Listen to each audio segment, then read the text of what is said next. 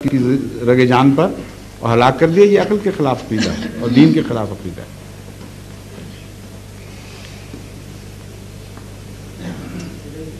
ہاں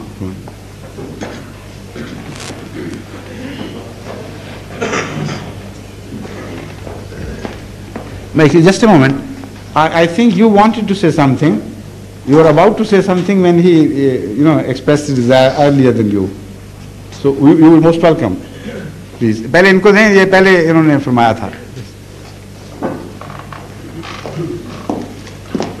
Again, you will ask your question in English and you will permit me to respond. Yes. In Urdu. Yes. I didn't know until this morning that there was a sect of Islam which believed that the Messiah had already come for the second time, and I didn't know about this man. You didn't know that? No, I didn't know. I didn't know this. So I'm a bit confused. And also I always thought that when the Messiah came a second time, the day of judgment would occur at that time. Huh? The day of judgment would occur at that time because there would be a judgment of the righteous and a judgment of the wicked. Yes. And also I'm wondering whether, although the first question this morning was that it was the two Qurans of the one sect and one of the other sect different. And I accept that they're the same, although I'm not really too familiar with the Quran, but I accept that. What I want to know is, did this man add to the Quran? No. He never took anything away, but did he add anything to it? I'll explain that. Okay, thank you. ان کا سوال پہلے تو ہے کہ میں بعض باتیں مجھے یہاں آ کے معلوم ہوئیں. مجھے پہلے پتہ نہیں تھا کہ کیا صحیح عقیدہ کیا ہے جماعت کا, یا مسیح کے متعلق کیا مانتے ہیں. اب آخر پہ فرماتے ہیں کہ میرا اصل اب سوال یہ ہے کہ مرزا صاحب جو آئے تو انہوں نے قرآن میں کوئی اضافہ کیا. یہ سوال بڑا دلچسپ ہے اور یہ اٹھایا جاتا ہے مختلف سمت سے. حالانکہ یہ انگریز ہیں اور زیادہ واقف نہیں مسلمانوں کے, لیکن تعجب ہے ان کے دل میں بھی یہ سوال اٹھا ہے. اور جب جواب دیتے ہیں ہم کہ نہیں, ہرگز نہیں, تو پھر اگلا سوال یہ اٹھتا ہے کہ پھر کیا فائدہ آنے کا جب قرآن مکمل کتاب موجود, تو جب اضافہ ہی نہیں کیا تو پھر فائدہ کیا؟ اور اگر کہیں اضافہ کیا تو کہیں پھر مردود. جو قرآن میں اضافہ کرتا ہے جو کامل کتاب ہے وہ تو پھر مردود ہو گیا. تو گویا سوال ایسا ہے کہ جس کا جواب ایک شاعر کے قول کے مطابق ہمارے واسطے راہ عدم یوں بھی ہے اور یوں بھی. جو کچھ بھی جواب دو گے تم نے مرنا ہی مرنا ہے. اس قسم کا یہ سوال ہے. انہوں نے اس نیت سے نہیں کیا, مگر مجھے یقین ہے ان کے حسن زنی کرتا ہوں, لیکن اکثر علماء اپنی طرف سے ہمیں اس طرح پھنسانے کی کوشش کرتے ہیں. اس کا سیدھا جواب یہ ہے کہ قرآن میں اضافے کے لیے نہیں, بلکہ قرآن میں اضافوں کو مٹانے کے لیے آئے ہیں. مانوی اضافے کیے گئے ہیں قرآن میں. ایسی باتیں قرآن کی طرف منسوب کی گئی ہیں جو قرآن نے کبھی نہیں کہیں, لیکن قرآن سامنے پڑا ہوا ہے, اس کے باوجود وہ باتیں منسوب کی جا رہی ہیں. اور ایسے متضاد عقائد منسوب کیے جا رہے ہیں قرآن کی طرف کہ اگر ایک سچا ہے تو دوسرا لازماً جھوٹا ہے, اور اس کے لیے حکم اور عدل کی ضرورت ہے. فیصلہ کرنے والا جو اللہ کے نور سے ہدایت پا کر فیصلے دے کہ یہ بات درست ہے اور یہ غلط ہے. اس لیے آن حضرت صلی اللہ علیہ وآلہ وسلم نے جن پر مکمل کلام نازل ہوا, اس کے باوجود مہدی اور مسیح کی خبر دی, اور کام اس کا یہ دونوں کا یہ بتایا وہ حکم اور عدل ہوں گے. معلوم ہوتا ہے اختلاف ہونے ہیں قرآن کے باوجود خود قرآن کے بارے میں, اور ان باتوں کا وہ فیصلہ دے گا. پھر اب غور کر کے دیکھیں جب, تو پتہ چلتا ہے کہ واقعی ضرورت ہے خدا سے ہدایت یافتہ شخص کی نہ صرف فیصلے دے بلکہ دلائل پیش کرے, مضمون کو خوب نکھار کر بیان کرے تاکہ لوگوں کے دل بھی مطمئن ہوں.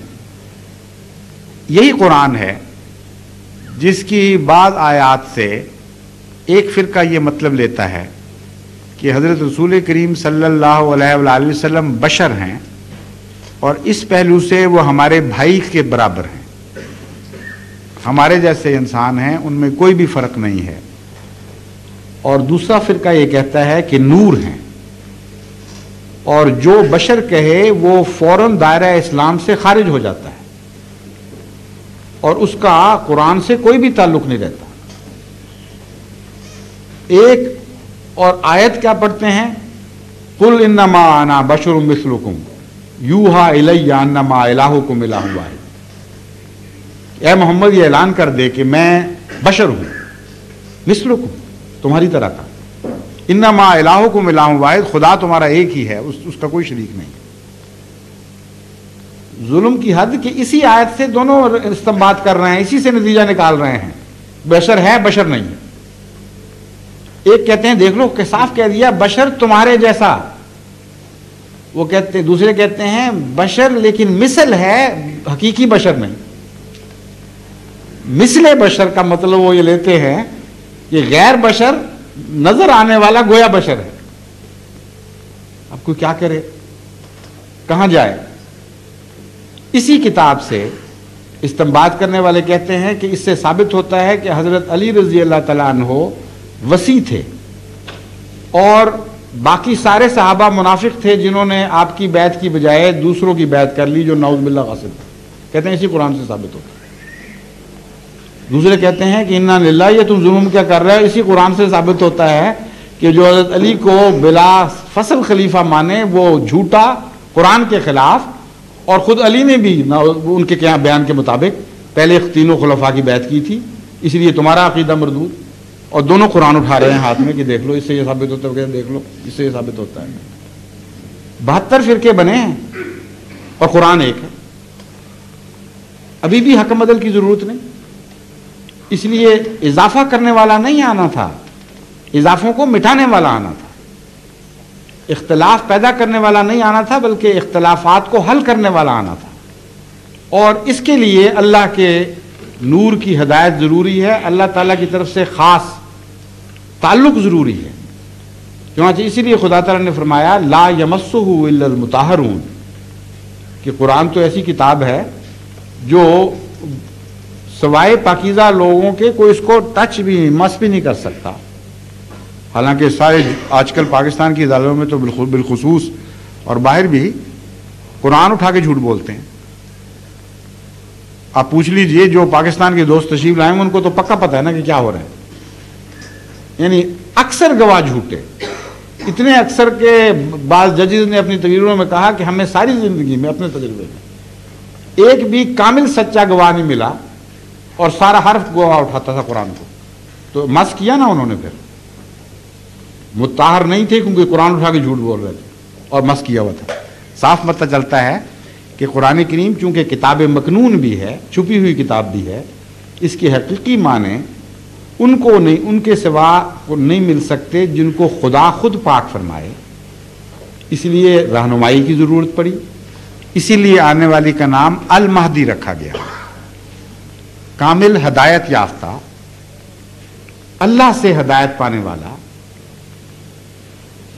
قرآن کے ذریعے اور سنت کے ذریعے تو سارے مسلمان المہدی ہیں.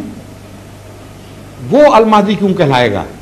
اس لیے کہ خدا خود اس سے کلام فرمائے گا، اس کی رہنمائی فرمائے گا، اس کو ہدایت دے گا، اور اس کی ہدایت کے بغیر وہ کلام نہیں کرے گا. ان معنوں میں حقیقت امر یہ ہے کہ گزشتہ سارے انبیاء مہدی تھے.